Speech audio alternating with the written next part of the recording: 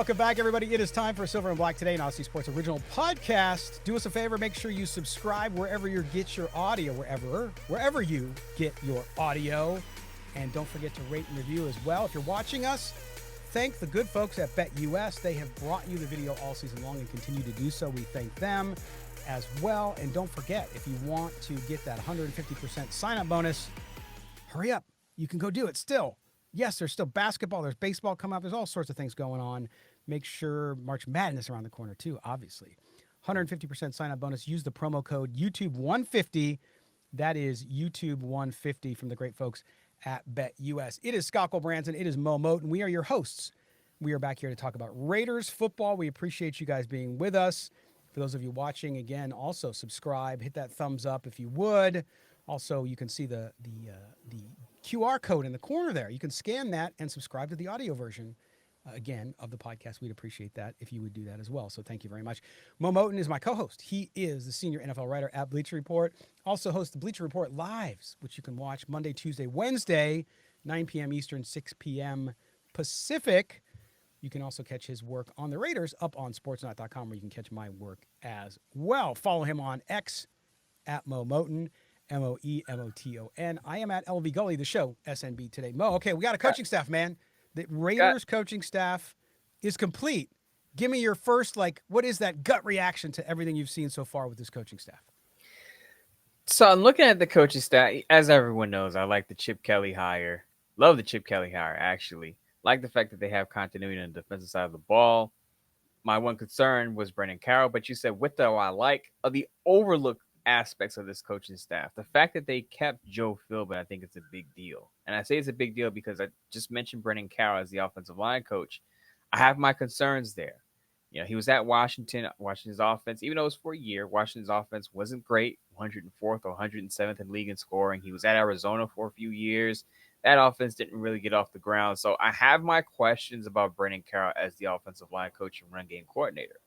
Well, having Joe Philbin there, I think, eases my concerns a bit, because if Brendan Carroll isn't a good offensive line coach, Joe Philbin can step in. He has a track record of building solid quality offensive lines going back to his time with the Dallas Cowboys. So I think it was a good thing for them to keep kind of a senior advisor, wink, wink, Scott, a senior advisor type of offensive line coach on staff, just in case Brendan Carroll can't live up to the job. Also, wanted to note that Rob Leonard got an extra added responsibility to his job title. Now he is also the run defensive coordinator. And I think that's important to note, because Patrick Graham, though his defense have been solid, he has struggled with run defenses. You know, if you've been watching the Raiders defense over the past few years, you know, while it was good in the second half of this past season, doesn't usually feel the good run defense.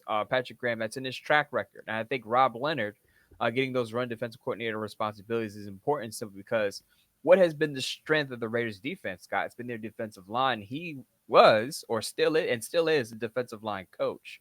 So now coaching the defensive line and getting those run defensive coordinator responsibilities, I think, is an upgrade for the Raiders' run defense. Yeah, and I mean, you look at the rest of the staff, of course. Matt Capurro is the Senior Vice President of Coaching Operations, came over from Seattle as well, so Pete Carroll obviously knows him very well. That is sort of like I'd consider it almost like a chief of staff type of thing, if you want to think about like politics or corporate world. We talked about Chip Kelly. Chris Beatty, the wide receivers coach, great hire, I believe. And then you have Bob Bicknell, senior offensive assistant. Brendan Carroll, you mentioned. Also, another Carroll, Nate Carroll, one of the assistant quarterbacks coach, right? So we got a family affair going, which I know it's easy to dismiss that. He was over at Carolina. And so, look, that's the way the NFL works. It's a family business. And some of the other things, Dylan McCullough, of course, from Notre Dame, the running backs coach, I like that as well. If they bring in young running backs, which we assume they're going to do, I think that's a good thing. Greg Olson's back. We talked about that last time as well. Luke Steckel, tight ends coach, good tight ends coach as well. You talked about the defensive side, John Glennett, linebackers coach, and Rob Leonard, you mentioned already. Marcus Robertson at defensive back, too. I think that's a pretty good hire as well. Right. Marcus Robertson, also Joe Woods coming over from the Saints. Yeah, now I know the Saints defense, the bottom fell out there last season, but for the most part, you know, over the past several years, the Saints have had a pretty good defense. So I think having Joe Woods over there and Marcus Robinson is also a good addition. Yeah, and Tom McMahon back in special teams as well for the Raiders, and his fourth season doing that as well, 19th in the NFL. And look, they I think they had some trouble last year, but I think again, I go back to, and I'm not trying to pile on. I don't want you guys to think I'm piling on here, but it just when you have a mess that you had last year with a head coach who just wasn't ready to do it, wasn't ready to manage, be the CEO type, everything suffers. And so I think we saw a little bit of that, especially. I'm not talking about just missing kicks. I'm talking about block kicks and that kind of stuff. So Tom McMahon, I know he's been somewhat polarizing. Some people like him, some people don't. And you're probably thinking, well, why are you talking about the special teams coach? Well, special teams is the third area of execution on the field. It's important, right? But I feel comfortable with him there. But I do think what I like about the staff most of all, Mo, is the mixture. And everybody thought, remember, including us, we especially when we heard the name Bevel come up, we thought Pete Carroll might go back and get the band back together. He did that a little bit with some picks for his coaching staff, but you have an injection of young coaches and some good young coaches to me. And this is what we talked about last year. When you hire a coach, you're trying to develop talent. You want to see that quote unquote coaching tree grow. And obviously, Pete Carroll being that and him having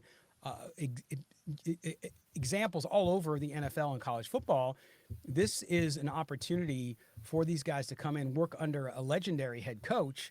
And if you're a Raiders fan, you got to feel good that these young coaches are hungry. And not only that, Mo, but they're talented and deserve to be where they're at. So Connor McQueen was also added to the Raiders staff as an assistant wide receiver coach, I believe. Connor McQueen worked under Chip Kelly at UCLA. So that shows that Pete Carroll was willing to work with people outside of his bubble.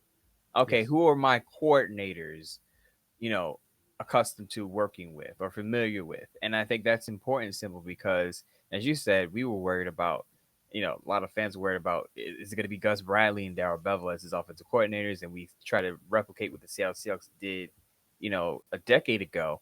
And the fact that Carroll was open to bringing in new faces and retaining some coaches, we talked about Patrick Graham and Rob Leonard specifically, I think is important for to freshen up his outlook of the game. And as I said on last week's show, Carroll did mention that being out of coaching for a year helped him look at things a little differently, maybe tweak his philosophy a bit. And I think that's also important for the Raiders going forward. Yeah, you get an opportunity to see where the league is going, right? And this is Right. where I think they're great examples, Mo, of coaches, older coaches who go with what they knew, what got them there, and they don't evolve, right? But there's other examples of that not happening. We saw it obviously going back. I know it's a little bit of different era, but we saw it with Vermeil when he got to St. Louis and what he was able to do with the greatest show on turf, and that coaching staff he had there. A bunch of guys went on to great careers after that as well. And so that's the thing about Pete Carroll. When we talked about him not being a 73-year-old, that's part of it. It's not only his incredible physical shape and his mental state, but also his football knowledge and wanting to advance and wanting to learn and understand how the league, because he wants to be successful. And yes, his two sons are there, and he wants his sons to be successful. And he knows if he's successful, his sons will enjoy a part of that, hopefully. And so there's all sorts of things at work there. But I appreciate what he's done. Now, this staff has to quickly pivot and turn. A lot of them already in the league, so they have some familiarity already to the combine. It's coming up quick here, Mo. The Raiders have a lot of things to address. Where they're going to go. Now we're seeing a lot of mock drafts where the Raiders trade down based on what John Spytek has done in the past. I don't know if that's true or not. We'll get into that as we move along here. But I will tell you that going into this combine, they have a couple of high needs to look at. Of course, quarterback. They will take a quarterback, whether it's second, third, fourth round. I don't know, but I do think they'll do that. And they have to look at all these needs of these positions of needs, I should say. Defensive line, offensive line, clearly running back, defensive back. There's all sorts of needs here. This team, as you mentioned over and over again, it's not like they can't turn this thing around pretty quickly. I'm not saying 5 years and I'm not saying 1 year, but 2 years, 3 years, absolutely. You can make great progress in 1 year, actually. But this is going to be an important combine for them to evaluate where they want to go and set up their plan. The question is, what is that going to be? And I wonder Two, how much Tom Brady will be involved with John Spytek in selecting where they go and what their focus is heading into this draft. Tom Brady would likely have a prominent voice when it comes to the quarterback position. I would hope that he allows John Spytek and the front office to do their jobs. But before we even get to the combine, I know the combine is first because it's coming up in a couple of weeks, week and a half, with measurements and workouts. But let's also remember that free agency is also going to change what the needs are for the Raiders going into the draft and for every team across the league. So Good point. free agency is about a month away. Teams aren't going to go into the draft with all the same needs that they have right now. So you get to fill some of those voids mid March. And Albert Brea of the MMQB says that he thinks that the Raiders are going to be big spenders. They're going to have about $92.5 million to spend in cap space. I'm not saying you have to quote unquote win free agency, but the Raiders can pick up maybe 2 or 3 starters in free agency before they get to the draft. So they're able to have some flexibility in what they can do with the 6th pick, with their 3 picks on day 2 and day 3, of course. Yes, and in the next couple of weeks, we're going to get in depth into free agents, both the free agents that the Raiders need to sign. In fact, Mo just did a piece for that on Sportsnaut, if I recall, and so you can check that out. The link is below in the description of both the podcast and the video. So if you click on that on Mo's Sportsnaut work, you can see the list of his latest work there. Read that piece, and he'll talk about sort of Mo. You talked about who they should sign, right? Who the priority should be. Who the priority should be in free agency as far as guys on other teams. I also talked about guys that should resign or could resign right now. Right. Guys like Malcolm Kuntz and Kayvon Chason, I think guys should be back. Simply because if you want to build a strong defensive line, it starts in the trenches. I would even bring Adam Butler back at 30 years old because he's probably not going to cost much at his age and because of his Exactly. position. If you bring a lot of those guys back, you have a solid defensive line, and then you can add maybe a Mason Graham at 6 if you want to out of Michigan. Or if you have enough defensive linemen, you can add Will Johnson at the cornerback position because the Raiders, let me tell you, they're going to need to revamp their secondary.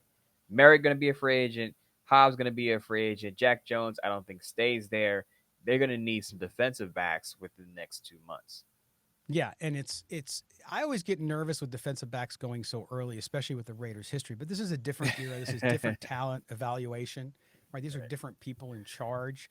So I could see. I mean, if Will Howard's there and you're at 6 and you're not trading down, man, that's hard not to take unless you like. But again, Mo, we talk about this all the time here, right, on the show, which is we don't know who they're going to have on their board. Their board, they might have somebody higher than Will Howard, and if that person's there when they get there, then boom. But we'll get into the free agency because I think that this is a big deal.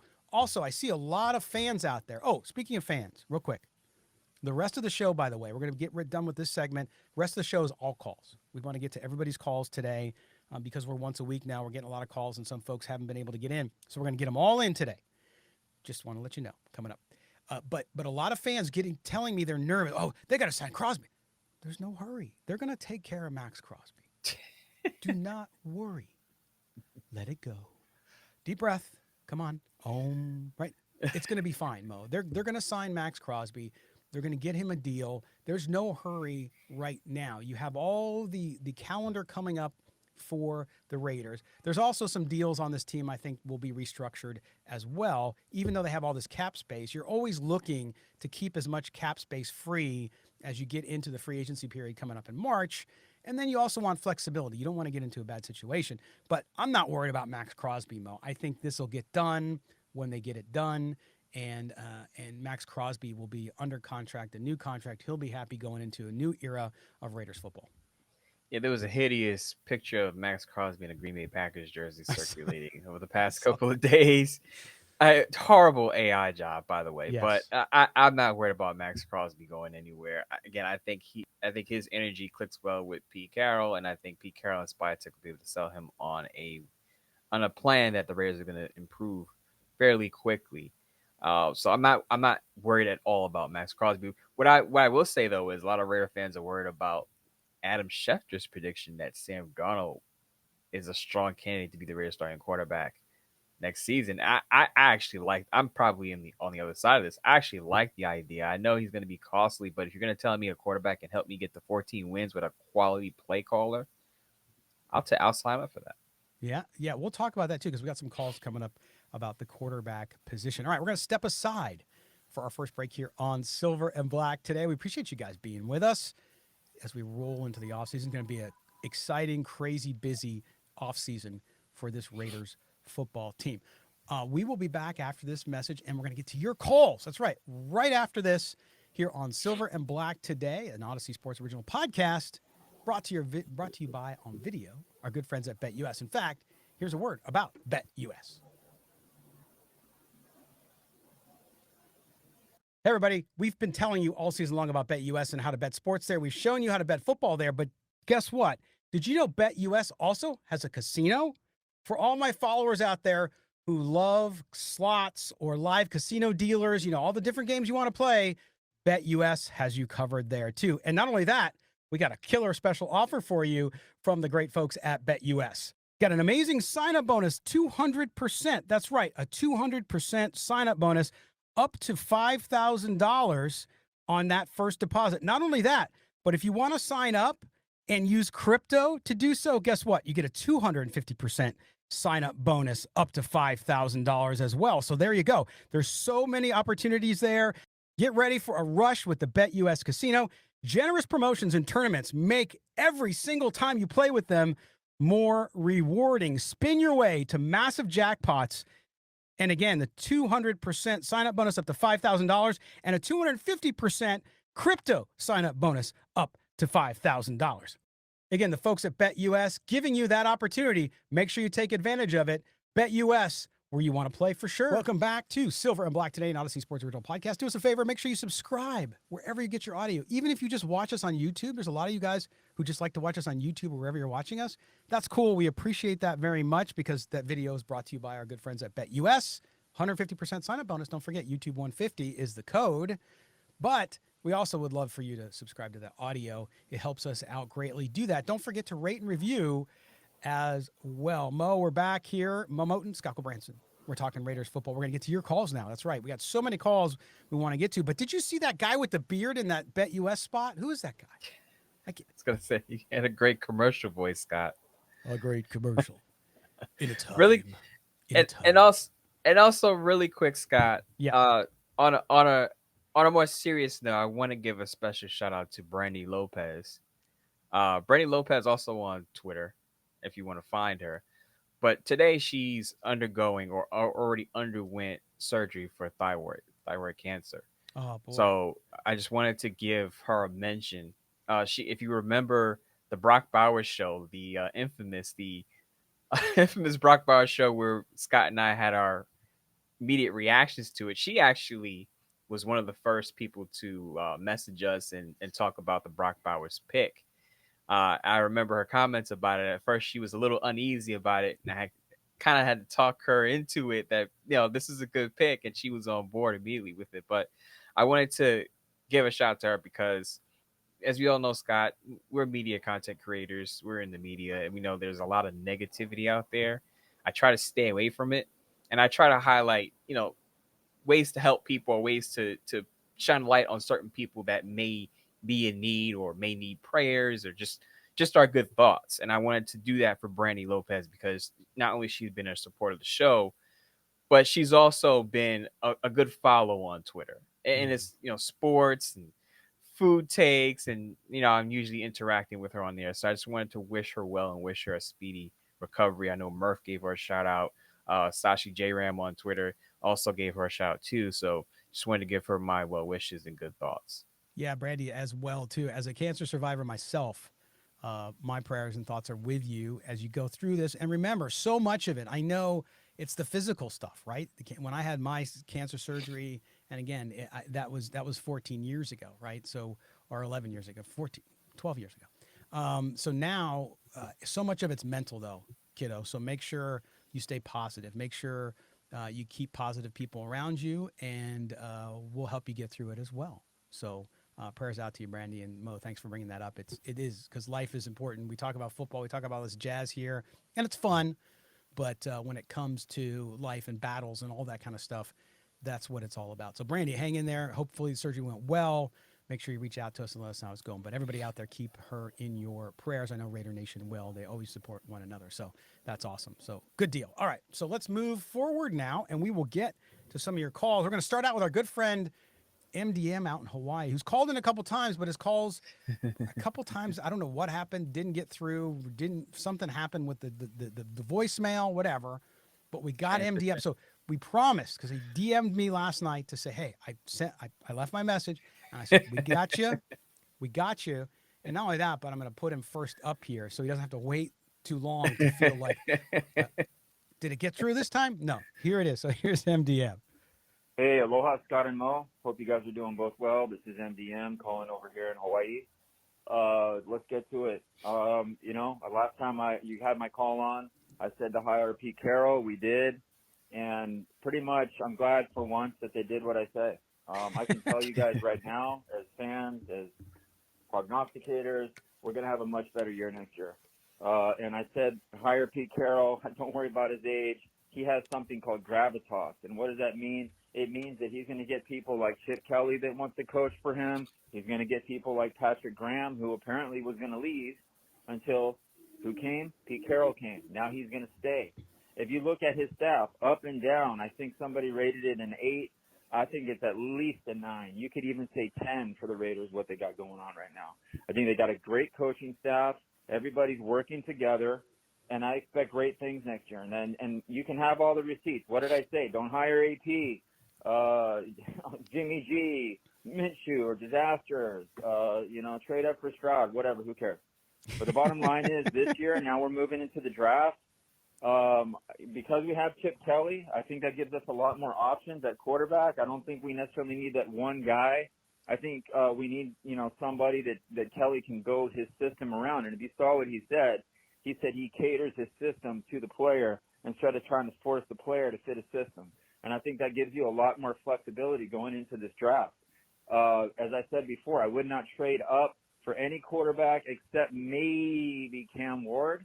But my question for you guys, after seeing what the Eagles did to the Chiefs, which actually kind of followed our blueprint from the Christmas game 2 years ago, I think, maybe we go defense. I know this is nuts. We're probably not going to do it. The only player I'd really trade up for is Abdul Carter. I think the guy's going to be a stud, and, he's going to do some great things in the NFL. But going back to us, I'd probably just stay at 6. Otherwise, if a quarterback you really like is at 6, which I guess would only be Sanders, fine. I'm not as high on the guy. But I just say we go best player available. And I have a question for both you guys. Running back. We need a running back. There's so many good running backs. I like Junkins. I like Henderson. I like Hampton. There's a lot of good ones. And do we go running back in round 2 or round 3? And I know that depends on what other players are available, but that's my question for you guys. Do we go running back 2 or 3? Because I think we can get a great one, and there's also some great defensive tackles. This is why I would not take a defensive tackle, Graham, or Giante, because both of those are such deep positions. Anyways, hope you guys are well. Aloha. All right, there's MDM. We got Sean, man. You can rest easy, brother. Good call. Great call as always. We appreciate that very much. And it's apparently MDM's right about everything. So if you need stock tips, if you want to know what to bet this weekend, hit up MDM because he's on top of it. But Mo, he brings up a good question, and it harks back. We haven't talked a lot about the Super Bowl, obviously, but the way the Eagles he brought up the Eagles being the Chiefs, and he credited their defense. Clearly, the Eagles defense did an amazing job. And at the same time, you also have to look at who the MVP of the game was. Now, it could have easily gone to the defensive player as well, but it just doesn't with Jalen Hurts.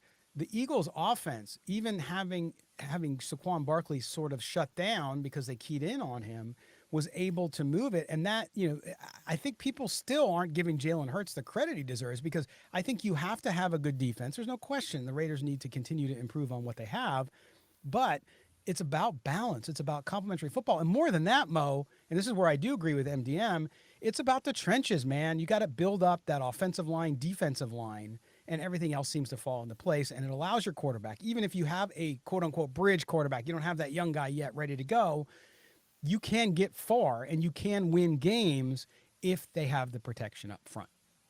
Right. So we had the same talk about the Chiefs' weakness after they lost that Super Bowl against the Tampa Bay Buccaneers. Remember the Tom Brady-led team? Yeah. That defense, I believe, and up to that point, Patrick Mahomes had never been pressured more until that game. So that's always been the blueprint of beating the Chiefs. Beat them in the trenches, and easier said than done, of course. But the Raiders, I think, have the foundation to build a defense similar to what the Eagles have. Now you have to keep drafting for the trenches to solidify it and have one of the strongest units in the league, of course. But you talked about the quarterback position. Jalen Hurts had a big throw to AJ Brown. You talk about the quarterback position. You still had to score points because the Texans did a pretty good job against the Chiefs defensively, but they weren't able to score enough points. They didn't have enough firepower. So again, balance is the key there. But to MDM's call, what would we do? What would the Raiders do at 6? And where do you draft the running back? Now, of course, the logical answer is it depends what they do in free agency, right? But let's say looking at the roster today, what would the Raiders do? I think you go with the best player available. Either if Shedeur Sanders is there, you don't pass up on the quarterback. I know MDM, you're not high on Shedeur Sanders, but I don't think you pass on Shedeur Sanders if he's there at 6. If Shedeur and Cam are not there, you go with the best defensive player. And that, for me, I think that's either going to be Mason Graham or Will Johnson. Both those guys out of Michigan. I don't think Abdul Carter is going to be there. I think Abdul Carter is going to go in the top 3 or 4. But I would definitely look at Mason Graham or Will Johnson on defense, and then you get your quarterback possibly in round 2, and you draft your running back in round 3. As the NBM knows, I like Quinshon Judkins simply because John Spytek talked about getting a running back who can break tackles. That's Judkins out of Ohio State.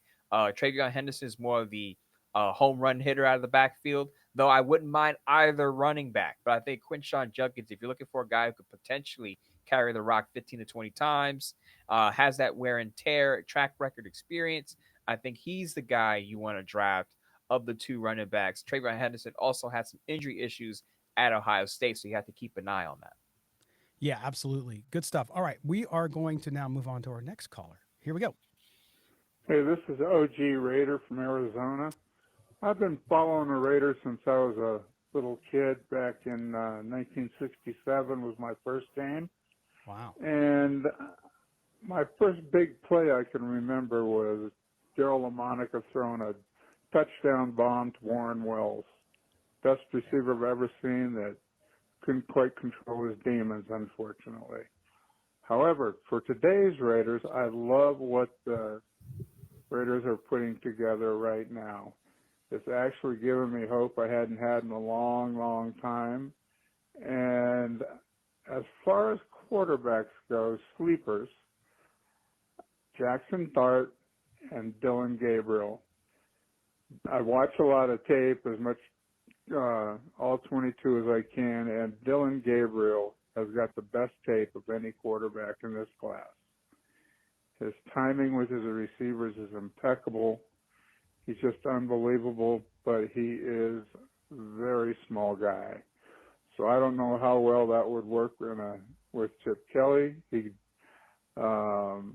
Pete Carroll seemed to do fine with Russell Wilson, but I think Dylan Gabriel is a guy to look at, as well as Jackson Dart, if we're not going to be able to get one of the top 2, which it doesn't look like we are. Now, I just wanted to say I love you guys' coverage of the Raiders.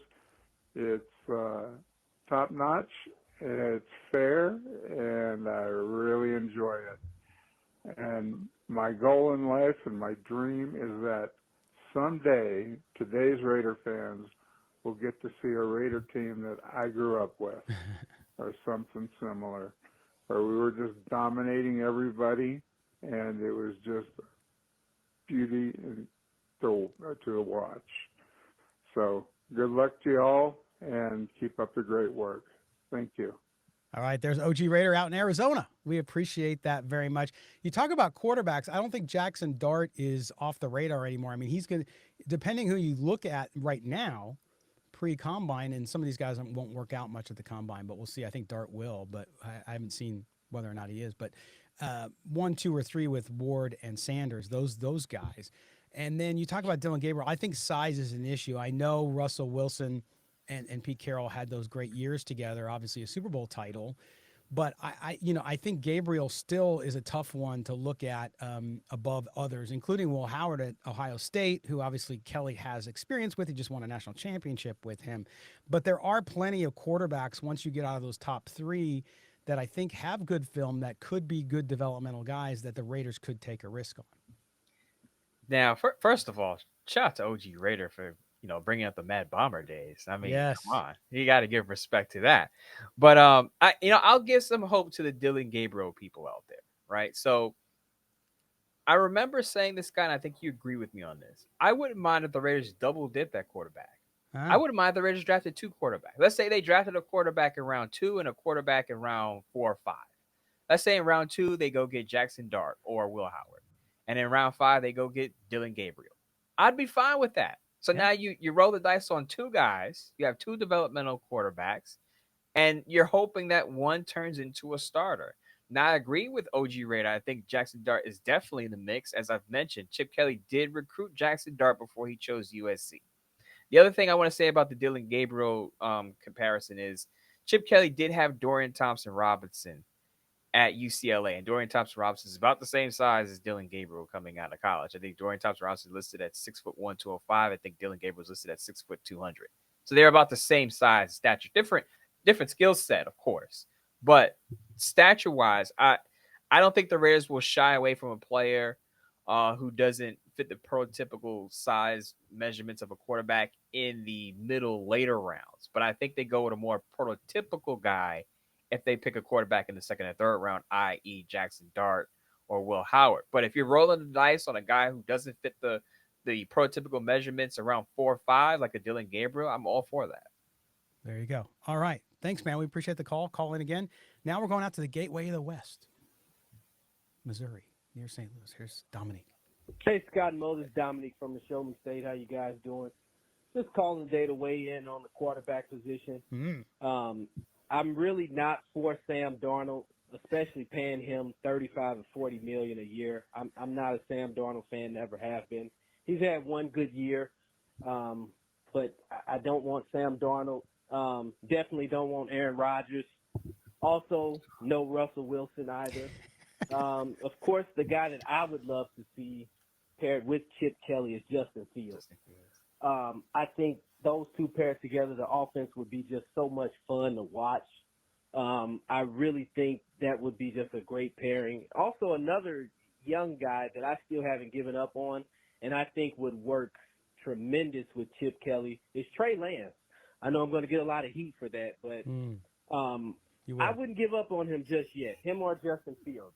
I think both of those guys, or either one of those guys with Chip Kelly would be great. And I still would draft a quarterback, no matter, Trey Lance or Justin Fields, whoever. I still would draft a quarterback. But the main thing for me is no on Sam Darnold, Russell Wilson, Aaron Rodgers, especially with Sam Darnold paying him what he wants. I just really hope we do not go that route at all. I know Mo is a big fan of Justin Fields as well. So that's my thing. Let me know what you think, guys. I'll be listening as always. Appreciate you guys. See you. Dominique, as always, great call, man. Although the Trey Lance thing, I just can't get there with you. But Mo, make the case, because you talked about it earlier, make the case for Sam Darnold as a Raider. So Dominique and I can sit down and talk football for hours. The one thing we do disagree on now is the Sam Darnold circumstance. And I want to preface the Sam Darnold argument by saying I wouldn't go over 30 to 33 million a year for Sam Darnold. I'm not paying 40 million for Sam Darnold. I'm sorry. While I like Sam Darnold as an option, not paying 40 million for him. I agree with Dominique on that one. But I would go 30 million. With the Raiders having the amount of cap space that they have, they can spend a little bit on a position of need, i.e. quarterback. Now, I will say, I know people are going to say Sam Darnold's only had one good year. He had Justin Jefferson, he had Jordan Addison. TJ Hockenson wasn't much of a factor last year because he's coming off of a torn ACL. Didn't even have 500 receiving yards. Didn't even have 50 catches. So he had a good offensive line, and he had an all-pro wide receiver, and an up-and-coming second-year guy in Jordan Addison, who could probably be, I wouldn't say number one because he's a little small, but he had a good wide receiver duo. Now, what do I always say about quarterbacks, Scott? You could put a quarterback in one situation, and he looks like complete garbage. i.e. Sam Darnold with the Jets or the Carolina Panthers. But you can put a quarterback in another situation with a stronger supporting cast, and he can look like a Pro Bowl player, as Sam Darnold did last season with Kevin O'Connell as the play caller. What do the Raiders have, Scott? They have a good play caller, in my opinion, in Chip Kelly. So the play caller is there. Now you just need to put the supporting cast around it, and Sam Darnold, I think, can flourish in Las Vegas. Now, Brock Bowers is already, in my opinion, best tight end, best pass catching tight end in the league. He's an all-pro rookie. So you have an all-pro already. You want to talk about Justin Jefferson, you got an all-pro tight end already, and Brock Bowers is only going to get better. Now, if they go out and get a Chris Godwin or another wide receiver to pair with Jacoby Myers, all of a sudden Sam Darnold has some receivers, pass catchers to throw to. Now, they still need to go out and get another guard, in my opinion. Let's say they go out and get Trey Smith in free agency because they have the money. Now you have a decent offensive line. You got Brock Bowers. You got another wide receiver possibly. You got Jacoby Myers. All of a sudden, I think that supporting cast around Sam Darnold with Chip Kelly calling the plays, he can have just as much success as he had in Minnesota.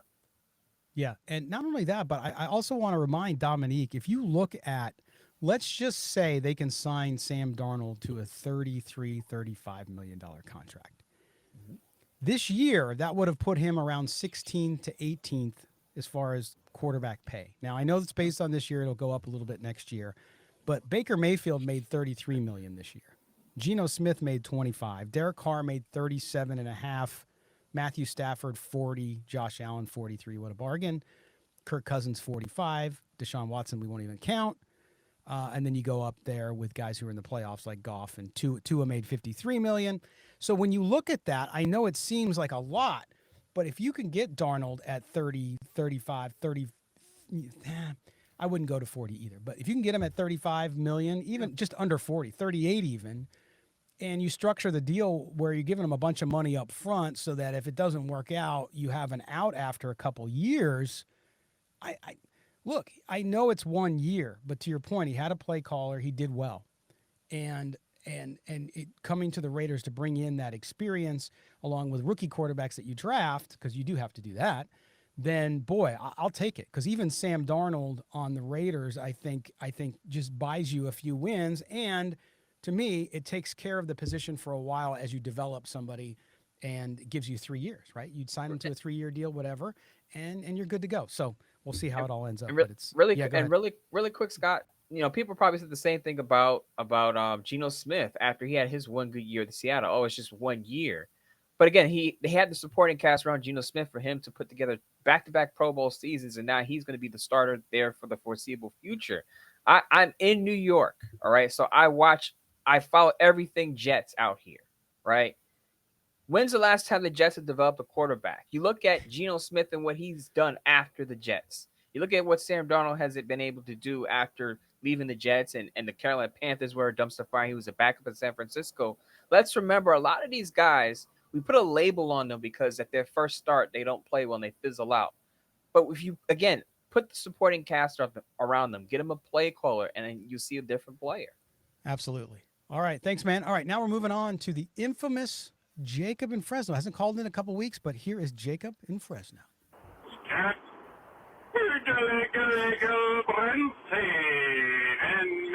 and Moe. This is Jacob from Fresno. What's up, guys? Here's what I got to say. You know, we got John Spicek, right? We got Pete Carroll. He's the guy now. And Chip Kelly is also the guy. And Scott, I heard a lot of what you said on Twitter. You know, I read it. I agree. I do agree. It seems to be that there's some functional adult decision-making going on. And it's encouraging in that respect. So here's what I'll say. I still cannot say at this point that I am encouraged or even excited for the season because I really don't see how we're going to turn this thing around. But I am excited for the offseason because I'd like to see what they'll do to try and turn it around. But I don't see it. Here's the thing. Pete Carroll, I'm excited about that. He's got experience, very old. So that's everything he's got is experience, right? Chip Kelly, some say he's got some bad experience. I actually liked his career in the NFL even. I liked what he did with Nick Foles. And if you're a Raider fan, which all of us are, except for you, Scotty, a lot of us remember that time Nick Foles, matched the single-game passing touchdown record. And who was the coach? Chip Kelly. We remember that. We remember that like yesterday. It was one of the worst days ever after, I think, Terrell Pryor set the record for longest run by a quarterback. And so that's kind of unique that those two things happen back-to-back. But here's the thing. I'm excited about the X's and O's, but I cannot yet be excited about the Jimmies and Joes. We do have a lot of salary cap, but we also have a lot of guys who need to be re-signed or who are up to be re-signed. Don't necessarily have to be re-signed. But who are we going to bring in? I just don't see it. Maybe Sam Darnold could be, and that's really where it comes to it, the quarterback situation. And I don't really trust Sam Darnold. I don't really trust Russell Wilson. They're not going to be the franchise guys. They might be good bridge guys, but at the end of the day, what are we shooting for? A bridge quarterback or a franchise quarterback? So let's try and move up in the draft. I'm going to run out of time. I appreciate you guys. You take it easy. Go Raiders. Really good call there, Jacob. And hey, listen, I agree with him, Mo. As good as it has been, and as much as I've praised the team for putting together the staff and the front office, too, but don't forget the front office. I think the Spytek hire is a big one, by the way. I think he's going to do well, so we'll see. But to Jacob's point, you kind of have to wait and see if you're going to get really excited about the season as we get closer to the season. You got to see what they do from a personnel standpoint. They're not going to get everything done in one offseason. We know that. But to Jacob's point about the quarterback position, about some of the other needs, including signing their own free agents, I understand Raider Nation kind of wait and see toward attitude towards this. Let's not get it twisted here. Let's get to the point here. Jacob is still recovering from the firing of AP. That's why he's a little. Said he could do the job. Skeptical. He's still recovering from that, and that's where the skepticism comes in. No, I'm just joking with you, Jacob. But I do agree that it boils down to the quarterback position. We could be optimistic all we want about the coaching staff, but you got to have the guys to execute. To tie in Jacob's call with my guy Dominique, I am all in on Justin Fields. And I do still think he could be a franchise quarterback. I know I'm going to catch a lot of heat for that. I can't go with Trey Lance with Dominique, with you on that, Dominique. But as far as what Jacob said about a franchise quarterback, I still think Justin Fields can be that guy. And it goes back to my argument that it all depends on what you put around that quarterback. Some quarterbacks just aren't starting quarterbacks. But there are some quarterbacks where you can see the improvement, and specifically with Justin Fields, right? So he had Luke Getsy in Chicago. We know how awful Luke Getsy is as an offensive play caller. He goes to Pittsburgh. Now, he gets benched for Russell Wilson, but you saw how that ended up for the Pittsburgh Steelers. And there, right now, rumors are that the Steelers prefer to bring back Justin Fields over Russell Wilson. Even in a small sample size, if you look at Justin Fields' completion rate, it improved from his time in Chicago to his time in Pittsburgh, completing over 65% of his passes, only 1 interception, 5 touchdown passes. So you saw the incremental improvement. Now, what can Justin Fields be for a full season with a quality play caller and a good supporting cast? I think he can be a long-term starting quarterback. We'll see what happens with him, but I think he's going to wind up back in Pittsburgh, and the Raiders are going to have to find their franchise guy, as Jacob wants, in the draft. There you go. All right, we're going to take a break. We have so many calls, we have to take a break. We're going to take a break. When we come back for the final segment of Silver and Black today, we'll get to the rest of your calls coming up. Scott and Moe, right after these words. Welcome back to the home stretch here, the final segment of Silver and Black today. This is the Raider Nation Mailbag, part two, if you want to get French on me. Since the Super Bowl was in New Orleans, get a little bit of that going. Scott, Moe, back with you talking Raiders football and having you lead the conversation with your phone calls. Don't forget to subscribe to the show wherever you get your audio. Rate and review if you would, please. If you're watching us on video, thank the great people over at BetUS for bringing it to you. Also, thank them for giving you this opportunity, 150% sign-up bonus. Use the promo code YouTube150. That's right, YouTube150. That's up to $2,000. So get your 150% bonus right now. All right, Mo, we're back. We're talking with folks from across Raider Nation, across the United States, and we're going out to California again. We're going right back to the West Coast. We had Jacob before the break from Fresno. And we're going up now to Tracy, California. Here we go. Hey, Scott and Moe. This is Mike from Tracy. And, Colin, very happy. Big smile across my face. I'm pretty sure a big smile across all of Raider Nation's faces when you see big, crying Patrick Mahomes losing the Super Bowl. It's great. When the Chiefs lose, America wins. Now, on to my question, essentially. The draft's coming up now. Now the season's over. It's a very forgettable season. And I'm very curious what you guys think. I know we're probably not going to be able to get Shedeur Sanders or Cam Ward. They're long gone. Browns need a quarterback. Either one flips to 3, Giants need a quarterback, right? So I'm curious to see your thoughts on these potential day 2 quarterbacks. Will Howard, of course, the connection with Chip Kelly. I like him a lot. I think he's pretty good. Of course, Chip Kelly's system. There's Jalen Moreau. Not a big fan of him, to be honest with you. I think he has very high ceiling, but the floor is very low. He's very inaccurate. And from what I've heard from the Senior Bowl, not good. Not good. And then there's one other guy who I like a lot. He's a little bit of hate. He's a little smaller guy, right?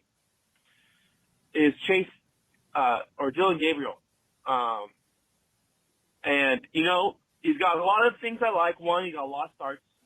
Played for Oregon. Played around a lot of schools. And one thing about Chip Kelly's system is accuracy, and he's proved that a lot. Last year, threw for a 72% completion percentage. And for Chip Kelly's system, I feel like he'd be able to fit it. I know he's a little smaller, but he's got some, as Mo likes to say, functional mobility, so that's a plus. But just wanted to hear your thoughts on potential day 2 quarterbacks and, what do you think? And you all have a great day. Go Raiders. All right, there you go. Mike out in Tracy. I appreciate that, Mike. Yeah, and we talked a little bit about it already, Mo, with these quarterbacks. The Senior Bowl is a big one. We heard a lot about Jackson Dart there. We heard a lot about Will Howard there as well. Listen, I think a lot of these names, it's going to come down to what the Raiders evaluate, what they see, what Chip Kelly sees, what Spytek sees, what Carroll sees. So a lot of these names, I think these are all in a hat, right? Outside of the top 3 guys, which I think are no-brainers at some point in the draft.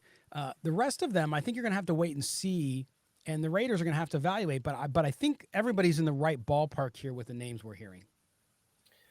So I'll go back to MDM's call, the first call of the show. The only quarterback I'd probably trade multiple ones for is Cam Ward. If Shedeur Sanders is there at 6, I'm taking him. Definitely, I'm not passing Shedeur Sanders at 6. I know he's a polarizing prospect, but I think he's a starting quarterback right out of the gate. Then you get to the day 2 guys. Why I feel a day 2 guys? Because there are some people out there that think Jackson Dart is a round 1 prospect. I don't see Jackson Dart as a round 1 prospect.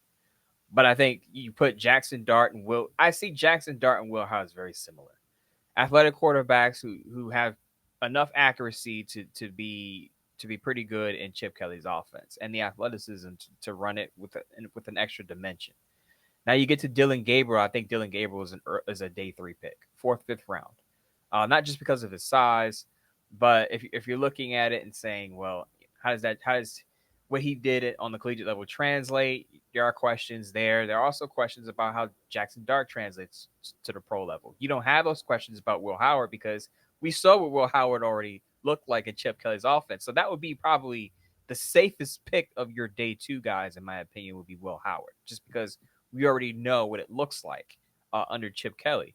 Jalen Milroe is a guy that I think he's going to go day 2. Pretty sure he's going to go day 2, maybe round after the Senior Bowl. As Mike's pointed out, his stock kind of dropped. He might even go round 3. Has some accuracy issues, but as Mike said, the upside is there because of his physical tools. I think his interviews at the Combine will help him. But if you're going with Jalen Milroe, just know he is going to sit at least 1 or 2 years before he could see the field, in my opinion.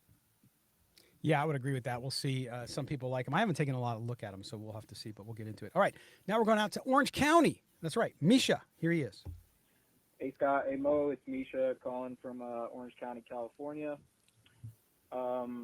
Just wanted to touch on a couple things. Forgive me if I talk fast because there's some stuff I want to get to, but I also don't want to get cut off. So bear with me. But I'll start off with the coaching staff who announced their full coaching staff, and I'm really encouraged by all this because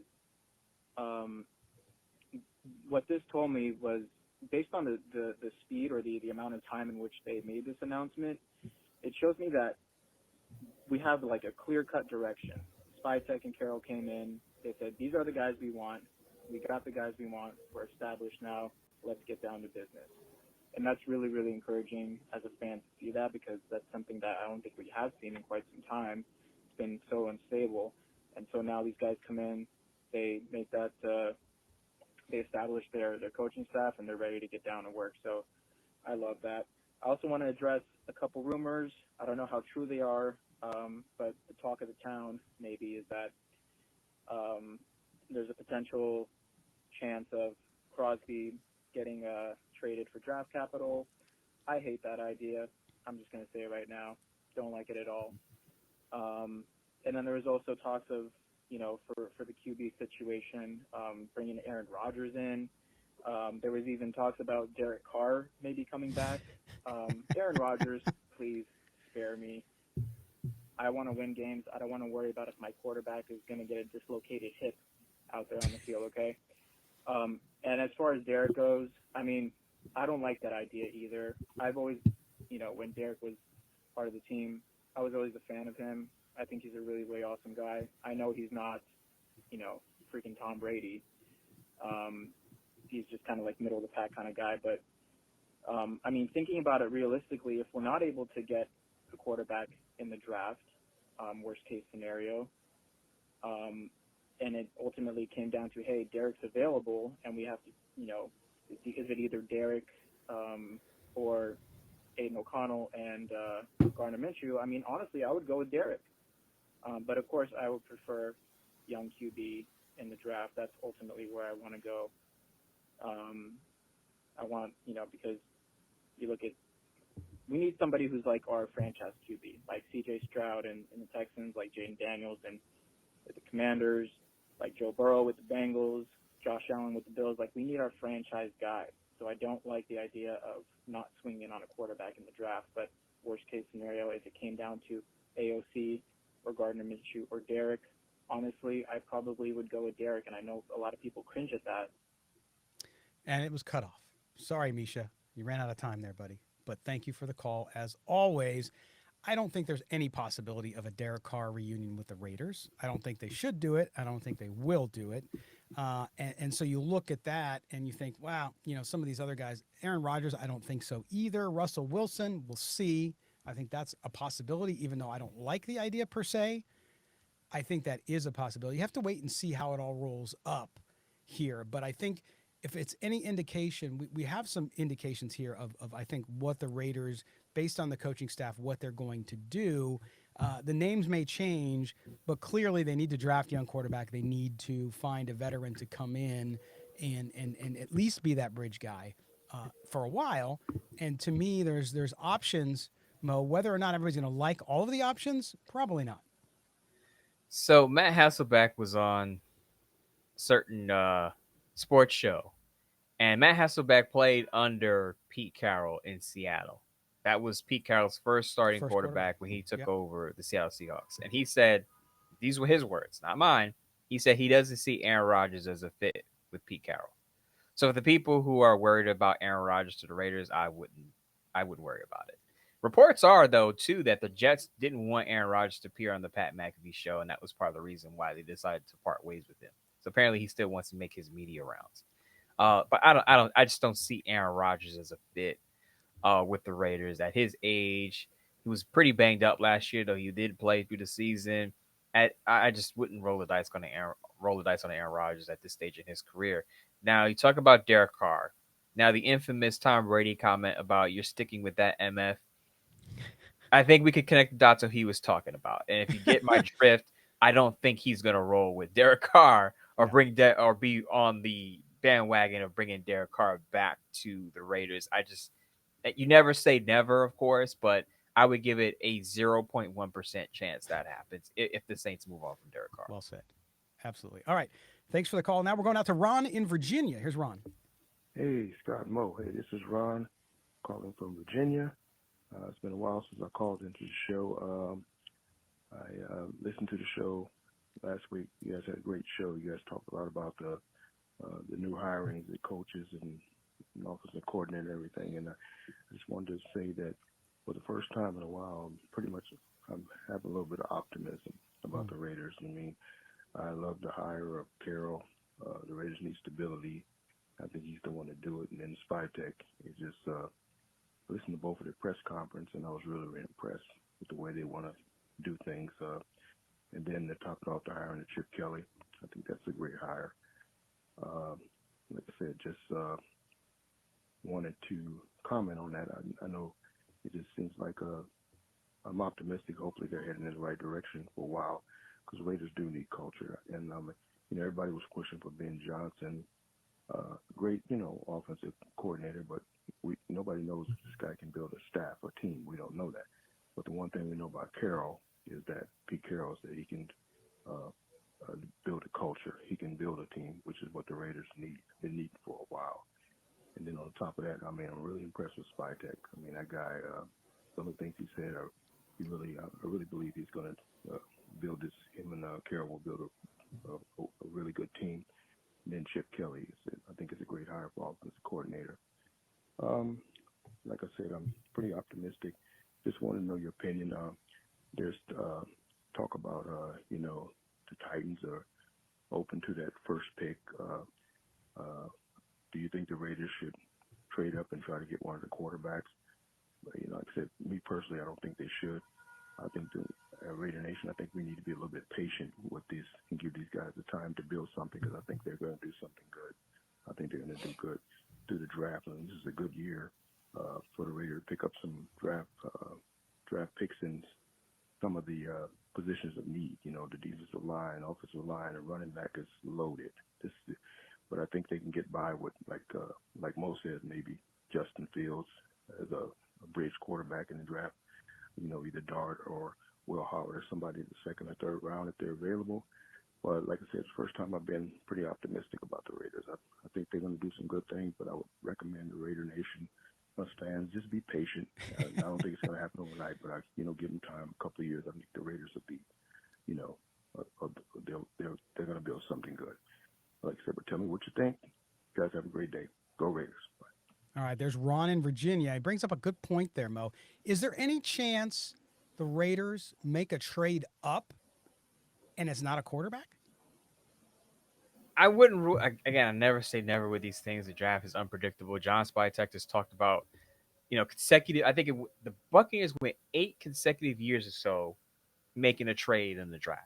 So Spytek comes from an organization that is not afraid to be aggressive and maneuver the draft order. So again, I wouldn't rule up if they move around and it's not for a quarterback. Wouldn't be surprised, especially if it's for Abdul Carter and they think Abdul Carter could be the game changer. That's the name I think too. Then I could definitely see it. I don't see the Titans moving out of the top spot. I think there's, this time of year you start to get the smoke screens out there. Don't be fooled. The Titans need a quarterback. I watched Will Levis. He is not a starting quarterback. They're going to draft Cam Ward. But if for some reason they don't draft Cam Ward, and he's the only quarterback that I would move up for. And I think you don't have the questions that you have with some of the other quarterbacks. Some people worried about Shedeur Sanders' lack of athleticism. You don't worry about that with Cam Ward. Some people worry about does Jackson Dart's production translate to the pro level. Cam Ward has been successful and productive at Incarnate Word, Washington State, Miami. So he's gone to different programs and been a productive quarterback. So we've seen him in different spots put up big numbers. I'm not worried about how Cam Ward's game translates to the pro league. He has the physical tools. He has the arm talent. All he has to do is now get in a good situation, a decent situation where he can produce. And I think he can even uplift an offense that's average, that has an average supporting cast. So again, Cam Ward, the only quarterback I'm moving up for in the draft. What I want to say really quick about Spytek, because Ron said he was impressed about Spytek. Spytek talked about his philosophy, and 2 things stood out to me. He talked about draft and develop. He directly said, Draft and develop was the focus in Tampa Bay. The other thing he said was 44 of the 53 guys on their 50-man roster last year were guys that they drafted or signed as undrafted free agents.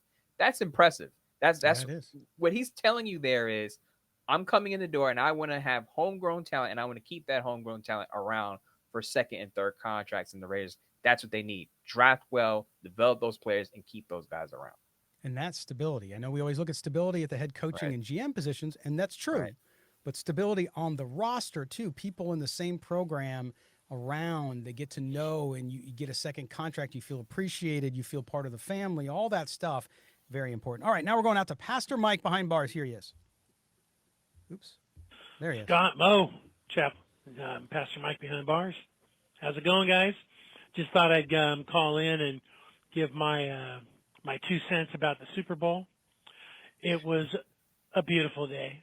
And, I didn't know if I was going to boycott and not watch, so I decided I'm going to go ahead and I'm going to watch, and we'll just see what happens. If it gets out of hand, I'll turn it off. Well, get there in the first quarter, you get that bogus OPI call. Still think it's a bogus OPI call. And I thought, okay, here we go. But I continued to watch, and much to my pleasure, watching Patrick Mahomes getting chased around, Travis Kelce doing nothing, absolutely nothing. It was beautiful. It was awesome. It was as if the Raiders were beating him, or the Raiders were playing. So for me, as being old school, yes, I get a kick out of that. But I think it just goes to show you this, that, you know what, everything starts in the trenches, doesn't it? And I think it's so important that our team gets that part right. Hopefully we can draft a young quarterback, but I think it's so important that we work on that offensive and defensive lines and get that right first. As far as the coaching staff goes, happy with how it's panned out. It looks good. And like I said last time, it's all just about getting the players. So we just need to get the players. So it'll be interesting to see what happens. It's a great day. It's an absolutely great day. So I can't say anything more about it. But anyway, so I just thought I'd call and put in my 2 cents, and we'll see what happens here in the next few weeks. And go Raiders, man. Raiders. All right, there you go. We've talked years, Mo, about building a team to beat the Chiefs. Now, we've seen the Chiefs, obviously, this past season. They won games where you just didn't think they could, right? And so you want to call it luck, you want to call it whatever you want to call it. But now we've seen in Super Bowls, we've seen how teams have challenged them and what they've done.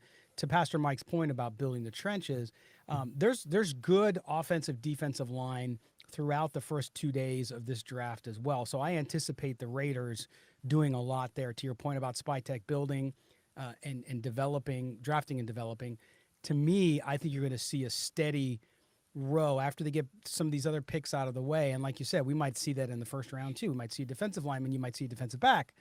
But the trenches, I think, will be another theme here in this draft. Absolutely. And as I've been putting out my free agency articles, I've been talking about, and I mentioned them on this show, guard Trey Smith, Kansas City Chiefs offensive lineman. First Pro Bowl year this year, has been a pretty good pass blocking guard his entire career, his all 4 years in Kansas City. A lot of people want to get rid of Colton Miller, and I don't understand it because it's not easy to find a starting left tackle in this league. If you think Colton Miller is past his prime and not as good as he used to be, fine. But you keep Colton Miller there and you draft his eventual replacement so that you have someone to transition to. You don't just get rid of Colton Miller and not have a bona fide starting left tackle, because if you create a void there, you put your quarterback in jeopardy. On the defensive side of the ball, this is a good year to get defensive linemen in free agency and the draft. You talk about an underrated impending free agent, Milton Williams, on that Eagles defensive line. He is very underrated because everyone's going to be talking about Josh Sweat, and rightfully so. 2.5 sacks in the Super Bowl, 8 sacks in the season. He's going to get his money, probably $20 million plus a year. But Milton Williams is also going to be a free agent on the interior, and I think a team could get him and possibly get 7-8 sacks out of him in a season. So look out for him. In the draft, Shamar Stewart upped his stock during Senior Bowl week. As you said, this is a deep draft when it comes to the defensive line. So if the Raiders want to stock up at that position in the trenches, they can definitely do it. All right, moving on. We got a couple more calls here with the little time we have left. Here is Tack out in Long Beach. Hey, Scott and Moe, this is Tack in the LBC. I wanted to get your thoughts on the overall state of the Raiders roster. I'm hearing a lot of talk in the mainstream media about, well, the Raiders roster is a poor roster, it's really bad, and getting a free agent quarterback is not the answer. Well, let's talk about the roster. I don't feel like the roster is really that bad. I feel like there's a lot of good pieces on defense. Assuming we re-sign our free agents, Spillane, Merrig, Malcolm Kuntz, Isaiah Polamalu, maybe Nate Hobbs at the right price. I don't really need Marcus Epps anymore. But assuming we re-sign those big free agents, I feel like we have a pretty good defensive line with Wilkins, Kuntz, Max Crosby. I feel like we have pretty good linebacking core with Spillane at the front. And I feel like the secondary is not a poor secondary. Merrick, Polamalu, Jack Jones, DCAM, Jacorian Bennett. So I feel like this is a pretty good roster. At the very least, like a mid roster. Offensively, I think we definitely need another guard. I think we could definitely use another receiver, like a free agent receiver, maybe a Hollywood Brown type, just throwing it out there, somebody who's not going to command big money, or even a T. Higgins. Let's make the splash. Thinking a T. Higgins to match with Jacoby Myers, and really the number one is going to be Brock Bowers, and we have a really good, solid other tight end in Michael Myers. So let me get your thoughts on that, you guys. I really don't think we have a poor roster. I think we have a mid roster, a middle of the pack roster, and we all know, in the NFL, you're middle of the pack one year, you could be in the conference championship the next year. Look at Washington. It happens every year. One or two teams, kind of bottom of the barrel, end up in the playoffs. And that could be us, right? Why not us? Why not us, Raider Nation? Okay. Thanks, guys. All right, Tack, good call. Listen, I think he's right about mid-roster. I think a lot of time, remember, when you read national media, and this is not a criticism against them because they're putting together a lot of stuff, and Mo, you do a lot of this too. You put together huge pieces about the whole league. If you don't cover the team, what do you have to go on? You have to go on the record. You have to go on who's on the roster that you know. Okay, Max Crosby, right? You have, and of course, Brock Bowers this year. So you look at that and you might think the Raiders have a poor roster because you don't know the whole story. But it comes back to the most important position, and that's quarterback. You mentioned Washington. Washington was not as bad, and they were built a little differently, but they got the quarterback. So I think if the Raiders had a quarterback that was functional, who had done well, and they had better coaching last year, frankly, they could have won 6 games, maybe 7 games easily. And they wouldn't be talking about the Raiders being so bad because they only won 4 games. Now you add a quarterback into that equation, and suddenly things change very quickly, Mo. So I'll break it down really quickly. The offense needs a lot of work. I think you need an offensive line. You need a guard, particularly. I think add another wide receiver. Brock Bowers is really your number one pass catcher. You still need a wide receiver on the outside to complement Jacoby Myers, and you need some running backs. I think they need to. I like Rico Dowdle as an underrated running back in free agency if they want to pair a new veteran with a rookie. Rico Dowdle with Quinshon Judkins, I think would hit the nail on the head for me. Now on defense, it's circumstantial.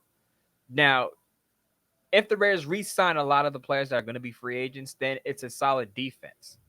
But we don't know what their plan is for that side of the ball. Merrick has an expiring contract. I don't think Marcus Epps is going to be back, nor would I sign him back. He's an older safety, torn ACL. I would move on. Malcolm Kuntz is going to be a free agent. Kayvon Chaisson going to be a free agent. Adam Butler going to be a free agent. So how many of these guys are they going to bring back? And now if they bring most of those guys back, it's a solid defense. But we can't assume that they're going to bring all those guys or most of those guys back. Nate Hobbs, I'm a little on the fence with because Nate Hobbs has missed a lot of time. A lot of Raider fans love Nate Hobbs, but he has not played a full season since his rookie year, and he's missed at least 6 games in 2 of his 4 seasons already.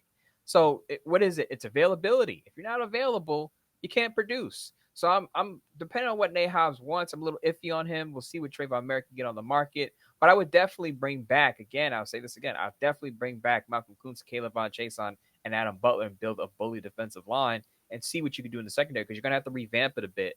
Corey Bennett is probably your best cornerback. Jack Jones had a down year. So you're going to have to rebuild that secondary and figure out who you're going to keep on that front seven.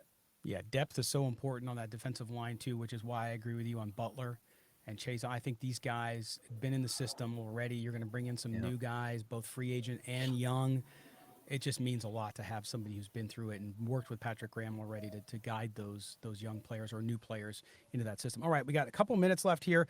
Let's close out the show. A call from our buddy Tarek. Here's Tarek. What's up, Scott and Moe? This is Tarek checking in with you guys from Chicago. First of all, I want to say how wonderful it was to see the Chefs get absolutely dismantled this past Sunday. The final score was clearly not indicative of what a domination it was by the Eagles. It was 40-6 at one point. It really was a tremendous way to start the offseason. Speaking of the offseason, I think there's some interesting the Max Crosby trade rumors. I think those are interesting. I'm not really concerned about it. I think it is a strategy for Max to get that new contract. He has 2 years left on his current deal with zero guaranteed money. So I'm fairly confident Max Crosby is going to return with the Raiders. What are your thoughts on free agency, you guys?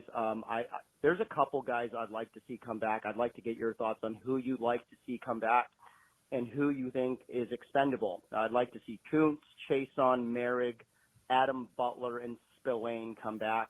I think Epps, Hobbs, and Jack Jones are examples of guys that are going to be gone and are expendable. We can definitely do better. And what are your thoughts on the free agent quarterback situation? I think when it comes to that, when it comes to getting a free agent quarterback, I think the Raiders need to be fiscally responsible.